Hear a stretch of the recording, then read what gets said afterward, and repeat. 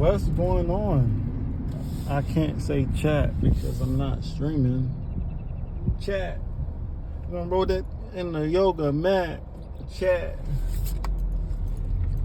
So I'm out here actually driving for dollars today. My biggest lesson so far with life, not just real estate game, is consistency, man.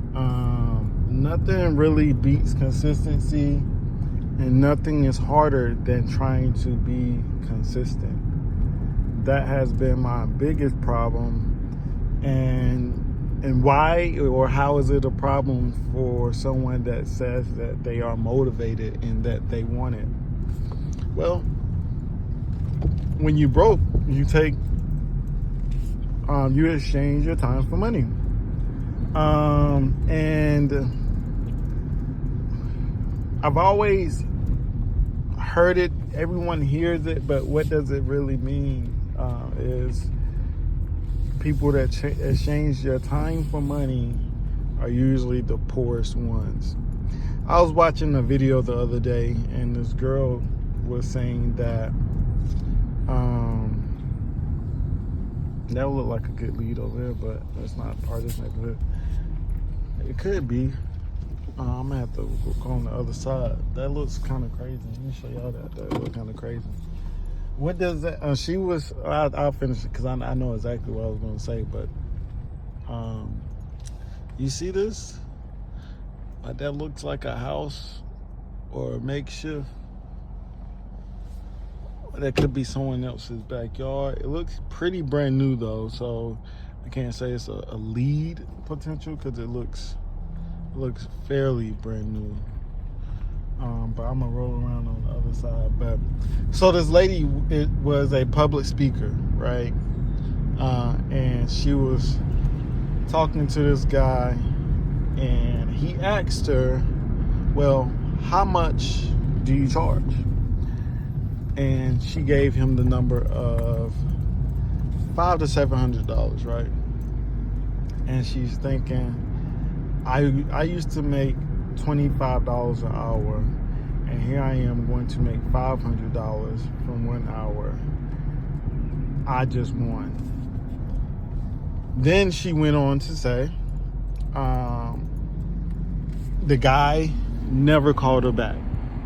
And a couple weeks later, she calls him and she says, and he says, well, she asked him, why didn't you ever call me like you told me you would? You said you was gonna call me and you never called me. Well, he goes on to tell her, I went with another candidate for the public speaking. And she says, well, if you don't mind, can you tell me why? And he says, well, her price was $5,000, and I figured that since she charges more, she was a better public speaker than you. Wow, right? So she took the lower price, and his budget could have been $5,000. You never know. That is what it means, exchanging your time for money. When you're valuing yourself based upon the hour and not based upon your true value and your information resources or your ability to do the job.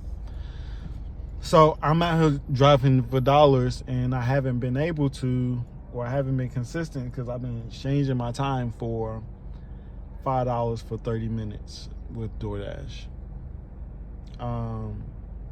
So I'm out here today, and I turned on this because I just took a risk, to be honest. Not a risk, but let me tell you, my plan today was I was going to go to Greensboro, going to load up, get lifted, get something to eat, and then, maybe do DoorDash in Greensboro. But I said, no, let me drive for dollars, and because I was actually lost trying to get to my destination. I was like, let me just scroll around this neighborhood. I may not get this house, but this is a great potential. It has an old air conditioning unit in the back. It looks like somebody is spending money to maintain this lawn. It could be people that live here, but you see no blinds, no windows, nothing on the windows, so it looks like nobody could possibly live here, but somebody is maintaining, therefore they're spending money on this particular location, on this house. I'm gonna skip trace it, try to see if I can find the owner. It looks like a potential of a flip, and it could be ready. There could be a motivated seller, you know, since they're spending money, no one's occupying the home. This house here looks like this belongs to that house over there, or that vehicle, as it looks like it's at the fence line. So I was gonna say, I don't see no tire tracks. You ain't no expert. You been out here 5 days. You out here looking for tire tracks. But that looks. I got excited when I seen that, and that's the reason I really cut on the camera. Well, it's not. It's one of the reasons. So yeah, I'm like, dang, bro. Like, if I had been out here this whole time, I've went to properties and they have sold within days or months. Good neighborhood, kids are outside playing, so you know it's a safe area. I haven't seen any, you know, bad things or anything I look like I should be worried. I seen some guys, some African American guys in the neighborhood cutting wood, like all great signs, right? In their driveway working, all great signs of what you want a neighborhood to look and feel like when you're driving for dollars, right? You want to see activity. That's a mixed race couple over there, so it's diversity in the neighborhood. Lord, imagine if all of America had black and white people in the neighborhood. You know how much safer we all would probably feel, you know? But anyways, this was another house. I was driving by, I seen this, I was like, ooh, what is this? Rubbish? Abandonment? But there's somebody outside. It look like they just may be hoarders and not well kept, or just older. He has a jug full of brown stuff. And not to offend nobody, my grandmother was somewhat of a hoarder. Then I came across this one. Yes, there's a home back there. There is an address, so it looks like it could have been recently abandoned. Makeshift, kind of tacky. This could be a motivated seller as well. And what made me really excited is that hole at the top. Yeah, it's a hole at the top of the roof. Oh my gosh. That got my juices flowing. No diddy. And a garage, so maybe additional, and it's a good lot. I don't know how to eyeball acres yet, but I can eyeball perk, and we're gonna learn, you know. I crack myself up. I may not be funny, but I think I'm funny. But yeah, like I said, you got people, diversity in the neighborhood again. So yeah, I just got excited, man. I haven't even sold nothing. I don't have a deal, but I can feel it. Like, I just feel like the tears of joy coming down my face after my first deal for 50 or 40K. And what I used to work for a month what I used to work for a year took me a month to get and to do, but it didn't take me a year. And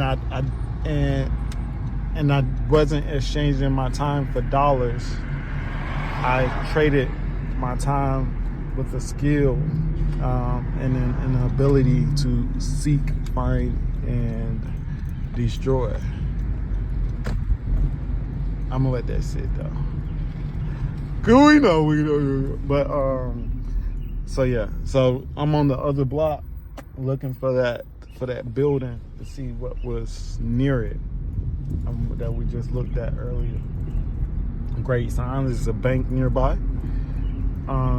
This is a great neighborhood, man. Another house, no windows, with cars in the driveway, which kind of scares me because the other house didn't have no cars in the driveway either. It's like, okay, is that the norm? People just don't have blinds?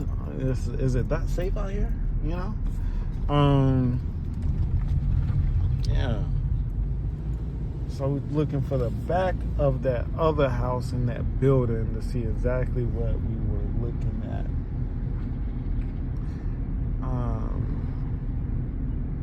Which could have been an end lot, I'm guessing, because I don't know the area, so I don't know exactly where I am. Gotta make sure when I leave here, I go out the same way so I can go back past that other house that didn't have no windows to see. Not to be nosy, looking through people's window or nothing, but like, why not? So when we come back, we're gonna take a right on Forest. Run, Forest, run. Run, Forest, run. Take a right on Forest. We're gonna take a left on whatever house this is. Great news as well. So Lumble hit me up, and we have our first joint deal with 2 other people. And I gotta say this, I gotta be honest. I got semi-devastated when he sent the group voice message and said, this isn't about the money. But it also made me understand that nothing is free, and it got my ass out here to drive for dollars. Because I didn't understand. I didn't ask, like, why, what you mean nothing's for dollars? It's all about the money, my boy. But I really only putting in sweat equity, and that's why I said nothing's for free and got my tail out here driving for dollars, because I can't expect a deal that he finds to give any of us full profit from, you know. So I completely understood that point of view of him saying that. I need to figure out, let me go back before I get lost and keep trying to find that house. Let me go back to where I was and complete the other mission of looking at why those people had the windows open. But yeah, so it really, you know, humbled me in the sense of, because I can't get on here and feel like, oh, I flipped this house, and tell you all I flipped this house, you know, and we didn't, and there was no money made on my behalf. Which, like you said, if we make money, that's perfect. That's a good deal. But I know I've done deals with him in previous times, and also this is actually what made me kind of be somewhat understanding. I've done deals with him in previous times where there has been catastrophic events and weather, and we had to sell the home for the same price we bought it.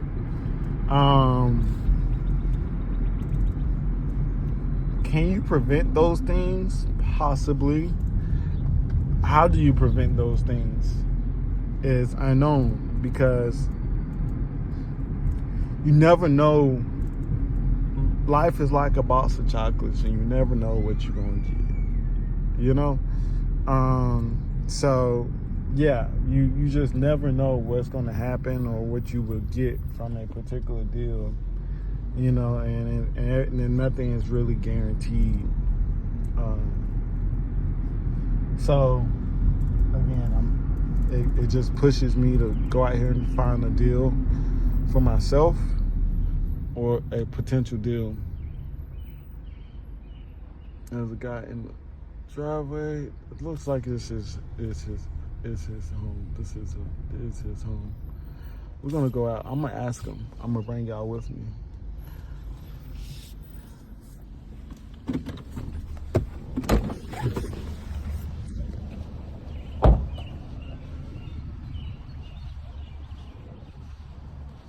Hey, is this a rehab home? Are you fixing this or going to rent it out?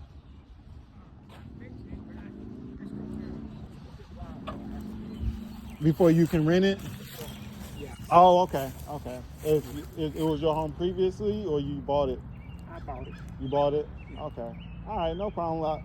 I work with an investor who buys homes, so I didn't see no blinds or nothing, so I was trying to figure out if it was selling or renting. I'm replacing every piece of plumbing in the house. Rewiring the whole house. Okay. Every bit of air conditioner, everything, ductwork, everything new. Pretty much mostly sheetrock, new cabinets. Okay. Both new bathrooms. Everything will be brand new when I get through. Okay. You doing it all yourself? Well, I got somebody help. Okay. You doing a lot of work by yourself. It is. And I stay busy, so I can only come over here when I have a little time. So. Got you. All right, see you later. No problem. Thank you.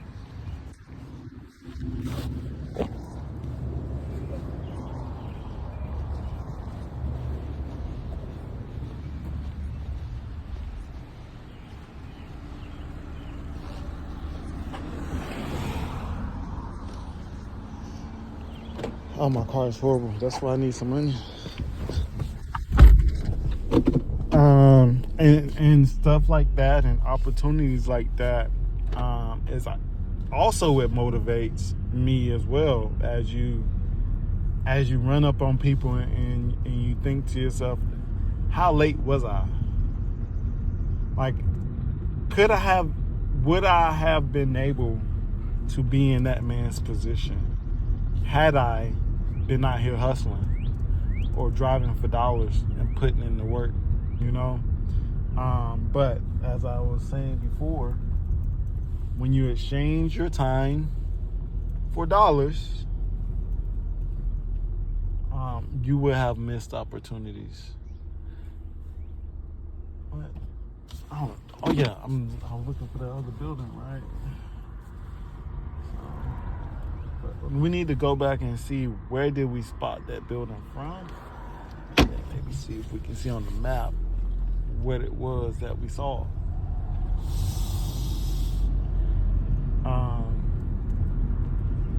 Yeah, man, it's one of those things where patience, it truly takes a lot of patience and time and money management, so you're not in the situation where you are desperate,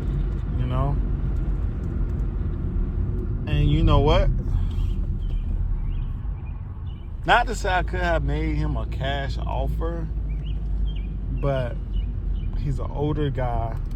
If I had business cards prepared,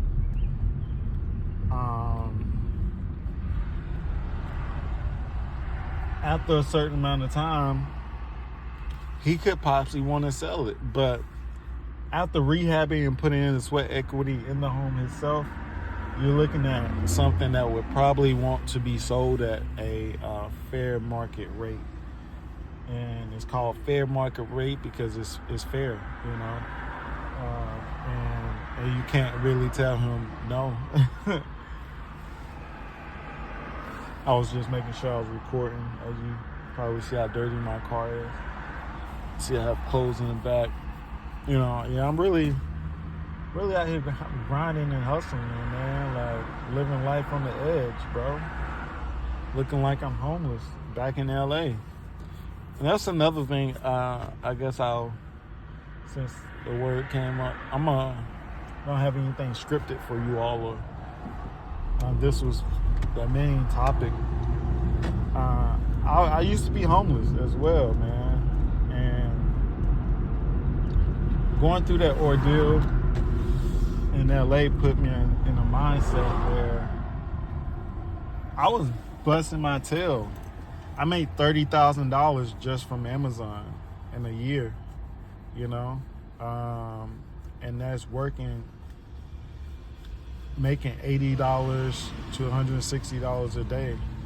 So take $34,000 divided by 160, and that's about how many days I was working on and off a lot of times. And I would say divided by 100, because there were certain days where I didn't get to do Amazon night and day, right? So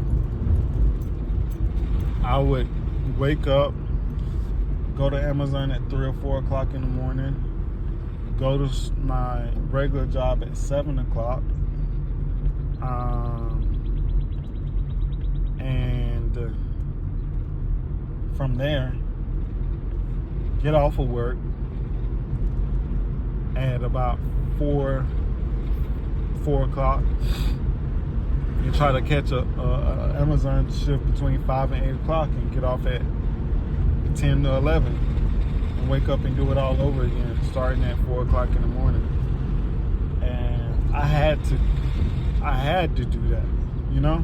I had to do that just to pay rent. Like, none of that was profit really for me. Of course I had fun. I definitely had my fun, but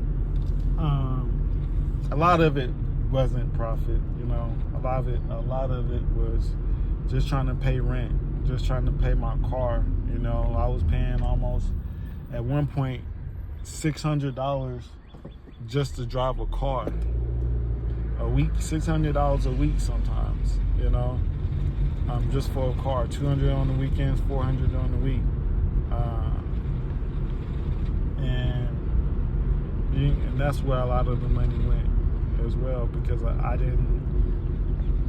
because when I started doing Amazon, I didn't have a car. That's the only way I did Amazon, was by renting a car.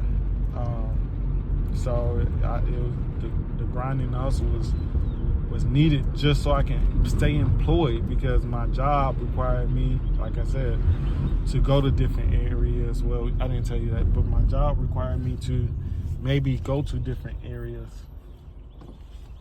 This is the dead end I was at earlier. Yeah, I'm trying to figure out where I'm at. Woodbridge. My job required me to go to different areas, you know, and the only way to commute was to buy a car, you know. What I should have did was scope out the front end of this area to see. Okay, that's the house that's abandoned over there. I see the house that's abandoned. That was the house that was abandoned. I know that house where that's at. But why is this building right here? I'm so confused. Now I'm really confused. Like, so who just built the building off? That gotta be his building. Yeah, that gotta be theirs. That must be like a workshop or something. Cause I'm not understanding. What's that? And I may add that, so I have the houses that I showed you all, put on my list to skip trace and try to find the owners. I was looking at this one girl on TikTok, and she was like, best way to find houses, or, you know, is to get out and talk to people, try to find contacts, get referrals. And she said USPS and postmail workers. You gotta think, you know, they know who lives where and who don't. You know, they run these routes, they know these routes, they know the areas, they know the neighborhoods, they're driving around all day. And I'm not gonna say if they wasn't comfortable, but they can actually make a lot of money. I want a Porsche so fucking bad. I don't know why. In LA, the Porsche is the motherfucking thing. Okay, that's them. Okay, that's their building. All right, we found the owners of the building. Actually, I was over here earlier, right? But yeah, we found the owners of the building. That's theirs. Looks like it's not just a building, it's a garage. But what if there was to sell me their garage and sell that part of land? That would be a sweet deal. I probably could come back, but I doubt they sell the garage. It looks like he uses it for his other car.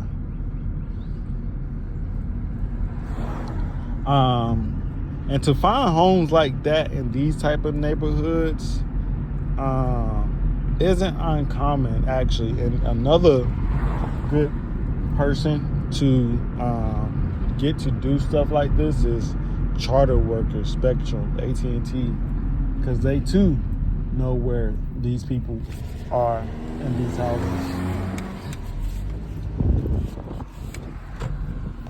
Looks like we may got another one. Maybe. See a hole. See no blinds. Nothing on it. I do see a car in the driveway though, in a mailbox. They may not just have blinds. But you know what happens sometimes is that other people park their car in abandoned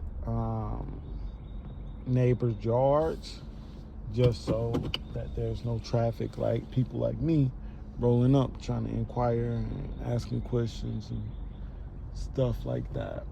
So we're gonna add this to the list as well of just people to call, 2641, even though it may not be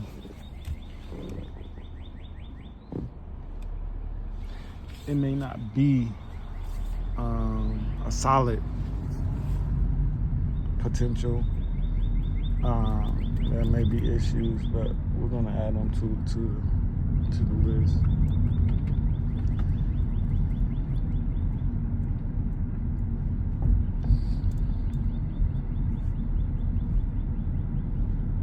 I'm gonna add them to the list, but yeah, I ain't gonna keep you all. That's about 30 minutes there, to be honest. And I'm a 10-minute, 5-minute video type of guy.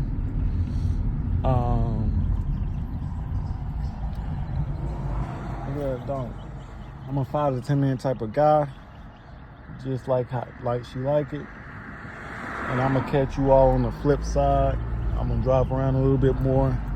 If I see a house or see something I like, I may edit the video and throw in some pictures and take pictures of houses I found. But I've only been driving I've been on the phone with y'all for 30 minutes, so probably about an hour, maybe.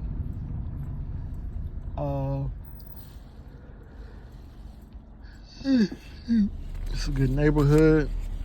A lot of times neighborhoods like this, it's hard to find good homes because, as you can probably see, there's a high demand for neighborhoods like this, So to find an abandoned home is pretty tough. Pretty tough. They look like they're working on a home. But you know what I've noticed actually as well? And one reason they want to get the Hispanics out of here is because I feel is because